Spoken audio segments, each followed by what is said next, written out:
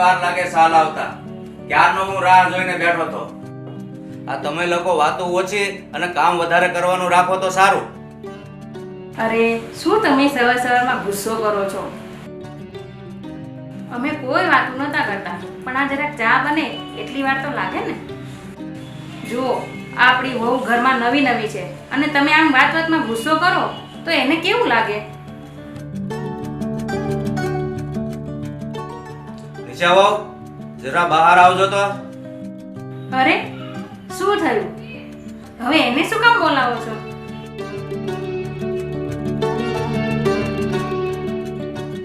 તમને ચા બનાવતા આવડે છે કે નહીં?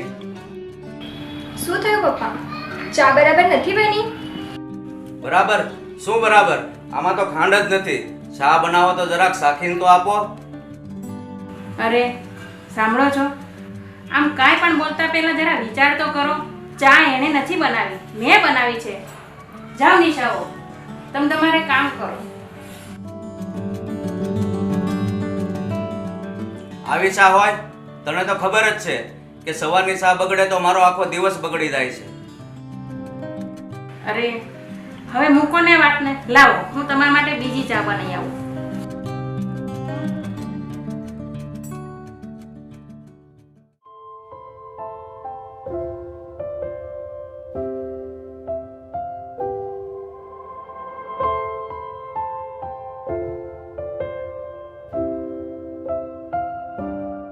અરે નિશા, તું અહીંયા આવી ગઈ? હું હમણાં નાસ્તો કરવા તો આવતો હતો. શું થયું? આ મોઢું કેમ ઉતરી ગયું છે મેડમનું? કઈ નહીં. શું થયું બોલ ને. પપ્પા સવારમાં મારા પર ગુસ્સે થઈ ગયા. મારો તો કોઈ વાંક પણ નહોતો. મમ્મી ચામાં ખાંડ નાખવાનું ભૂલી ગયા તો મને ખીજાયા. મેં તો ચા બનાવી પણ નહોતી. તું છે ને બહુ મન પર ના લેતી. આ પપ્પાનો સ્વભાવ પહેલેથી ગુસ્સાવાળો જ છે, પણ એમના મનમાં પછી કાંઈ નથી હોતું. અમને તો આદત પડી ગઈ છે અને તને પણ પડી જશે. શેની આદત? વાંક વગર સાંભળી લેવાની. જો પપ્પાની હવે ઉંમર થઈ ગઈ છે, એ તો નહીં જ સમજે, પણ તું તો સમજ. છતાં હું મમ્મી સાથે વાત કરીશ કે પપ્પા થોડું બોલવામાં ધ્યાન રાખે. કાંઈ નહીં, છોડો હવે. અને ચાલો, તમારો નાસ્તો તૈયાર જ છે. હા તું જા, હું મારું થોડું કામ પતાવીને આવું છું. જલ્દી આવજો, નહીતર હવે મને પણ ગુસ્સો કરતા આવડી ગયો છે. ના હો, આ ગુસ્સો કરવા માટે પપ્પા છે ને ઈ બહુ છે. ચાલ હવે તારી સાથે આવું છું.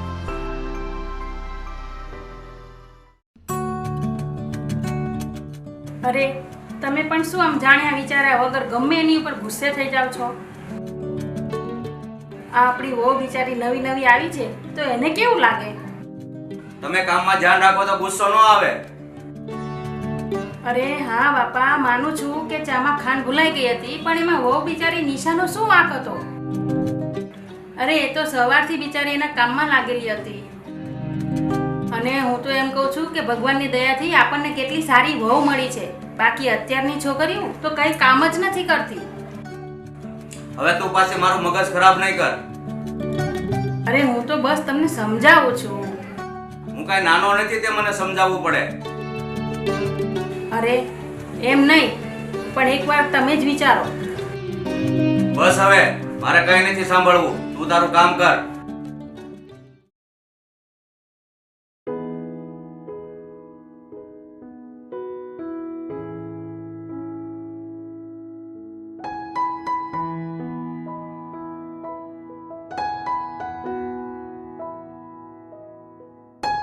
રવિ, આ પપ્પાના ગુસ્સાથી હું કંટાળી ગઈ છું. વાતમાં એટલો ગુસ્સો કરે છે ને, ક્યારેક તો થાય છે હું પણ સામે ગુસ્સાથી જવાબ આપી દઉં. અરે જાન, મને તારી એ વાત તો ગમે છે કે તું પપ્પાનું આટલું બધું સાંભળીને છતાં પણ તું સામે નથી બોલતી. પણ આમને આમ તો કેટલો સમય ચાલશે? હવે તો મમ્મી પણ એમને સમજાવીને થાકી ગયા છે. એ મારી સામે કાલે રડતા હતા કે પપ્પા હવે એમનું નથી સાંભળતા. હું બધું સમજુ છું નિશા, પણ પપ્પાનો સ્વભાવ પહેલેથી જ આવો છે, એટલે એમનો સ્વભાવ બદલવો થોડોક મુશ્કેલ છે. તો પછી હવે એક રસ્તો છે. શું? આપણે એમનાથી અલગ રહેવા જતા રહીએ. હું એમ નથી કહેતો કે તું ખોટી છે, પણ તું જ વિચાર કે આપણા સિવાય એમનું આ દુનિયામાં છે કોણ? હું નાનો હતો ને ત્યારે ખૂબ જ લડતો, ઝઘડતો અને જીદ પણ કરતો. તો એ સમયે મારા પપ્પાએ મને છોડી દીધો હોત તો? પણ હવે આપણે શું કરવું? હું તો થાકી ગઈ છું. નિશા, સમયને પણ થોડોક સમય આપ. કોઈને કોઈ રસ્તો નીકળી આવશે. ઠીક છે. પપ્પા, નિશા થોડા દિવસ માટે પિયર રોકાવા જવા માંગે છે. હમણાં થોડા દિવસ પહેલા તો જઈને આવી. પપ્પા, એ ત્યાં રોકાવા ક્યાં ગયેલી? એ તો પ્રસંગમાં ગઈ હતી અને ત્યાં હાજરી આપીને પાછી આવી ગઈ હતી. તો પણ પિયર તો ગઈ જ હતી ને. અને એમ પણ તારી મમ્મીથી હવે ઘરનું કામ નથી થતું તો નિશાને ના પાડી દે. હવે મમ્મીની તો ઉંમર થઈ ગઈ છે, તો શું નિશાને ક્યારેય પિયર નહીં જવાનું? તું પહેલા તારી માને પૂછી લે, એનાથી આખા ઘરનું કામ થશે? મમ્મીએ તો નિશાને જવાની હા પાડી છે. અત્યારે એ હા પાડશે અને પછી એ નાટક કરશે. તું આ બધી ધડ કરવા કરતા વહુને જ ના પાડી દે ને ભાઈ. એટલે હું નિશાને એના પિતાના ઘરે જવાની ના પાડું? હા, આ નિશા સાચું જ કહેતી હતી કે તમે છે ને હવે કોઈની વાત માનતા જ નથી. વાહ બેટા, તારી વહુ તારા બાપ વિશે બોલે અને તું એને ખીજાવાની બદલે મને સંભળાવે છો. આ આખા ઘરને ખીજાવવા માટે તમે છો જ ને. અને પપ્પા, આ નિશા જેવી ખાનદાની વહુ આપણા ઘરમાં આવી છે ને એટલા માટે જ આપણા ઘરમાં શાંતિ છે. એ તમારી બધી વાતો મૂંગા મોઢે સાંભળી લે છે. જો તમને જવાબ આપે ને તો તમને ખબર પડે. મારી સામે બોલે ને તો બીજા દિવસે એના બાપના ઘરે મોકલી દઉં. પપ્પા, મને લાગ્યું હતું કે હું તમારી સાથે શાંતિથી વાત કરીશ ને તો તમે સમજી જશો, પણ મને લાગે છે કે હું અત્યાર સુધી પથ્થર પર પાણી રેડતો હતો. તમને તો કોઈ જાતનો ફરક જ નથી પડતો ને. હા બસ, હવે બહુ બોલતા આવડી ગયું. મારે હવે તારી સાથે મગજમારી નથી કરવી. અને તારી મમ્મીને કહી દેજે હું બહાર જાઉં છું તો જમવા ટાણે આવીશ.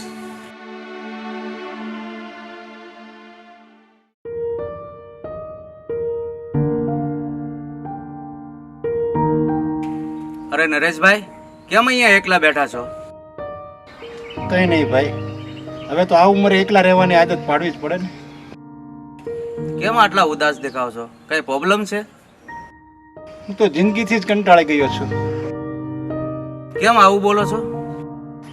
તો શું કરું, ઘરમાં તો કોઈ મારી કદર નથી કરતું, તો હવે ક્યાં જાવું?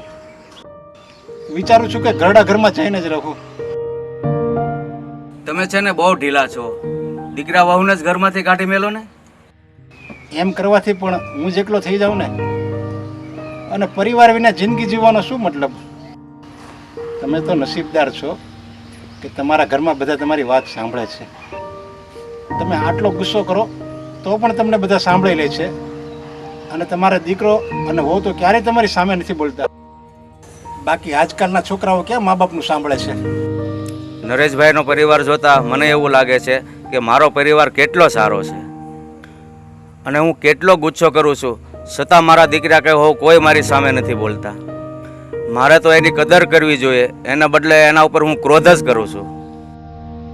કાલે મેં મારી વહુને એટલું જ કહ્યું કે બેટા જમવાનું બનાવી દો ને, તો મને એટલું સંભળાવી દીધું ને કે હું તમને કંઈ પણ નથી શકતો અત્યારે. પણ તમે બહુ નસીબદાર છો. ભગવાન તમારી જેવો પરિવાર બધાને આપે. હા નરેશભાઈ, મને અચાનક એક કામ યાદ આવ્યું છે, એટલે મારે ઘરે જ જવું પડશે.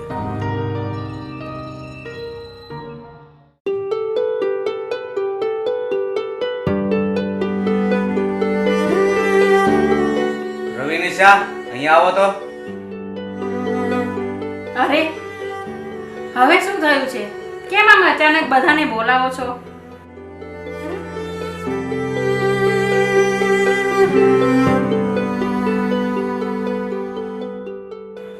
મારે તમારા બધા સાથે થોડી વાત કરવી છે.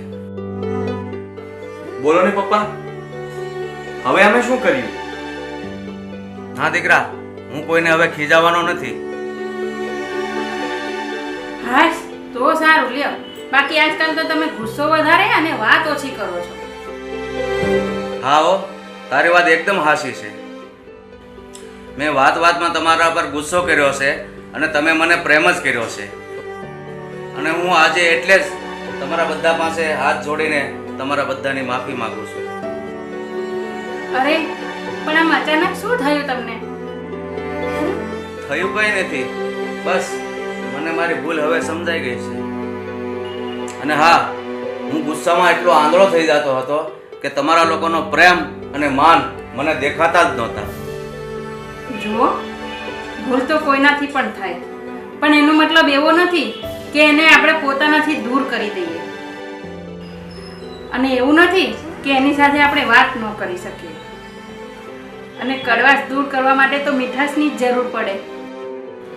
એટલે જો તમે ગુસ્સો કરો તો સામે અમે ગુસ્સો કરીએ ને તો સાથે રહેવું જ મુશ્કેલ થઈ જાય. તમારો સ્વભાવ ભલે ગુસ્સાવાળો રહ્યો, પણ તમારું મન તો બહુ નિર્મળ છે. અને એટલે જ તમે આજે બધાની માફી માંગી રહ્યા છો. પપ્પા, છોડો બધી વાત. હવે આપણે આજથી નવી શરૂઆત કરીએ. હા પપ્પા.